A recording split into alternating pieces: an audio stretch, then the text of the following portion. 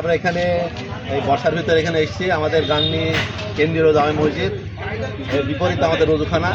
এই যাওয়া আসার মাঝখানে অতিরিক্ত বর্ষণের কারণে আমাদের মুসলিমরা যাওয়া খুব অসুবিধা, কিন্তু কর্তৃপক্ষ কোনো খেয়াল না দেওয়ার কারণে এই বর্ষার ভিতরে মুসলিমদের এবং সাধারণ মানুষের জনসাধারণের যে অসুবিধা হচ্ছে এদিকে খেয়াল রেখে জামাতে ইসলামী বাংলাদেশের পক্ষ থেকে আজকে আমরা এখানে রাস্তা সংস্কার বা মাটি ভরাট করে সুরকি দিয়ে এটা সুন্দর করে রাস্তা করার জন্য আজকে এখানে সমবেত হয়েছি এবং আমরা এই পরিকল্পনা নিয়ে আমাদের কাজকে এগিয়ে নিয়ে যাচ্ছি।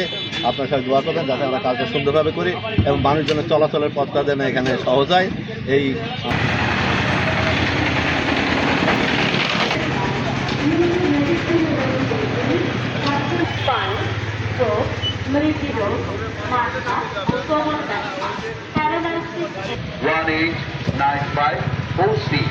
সেবা নেই।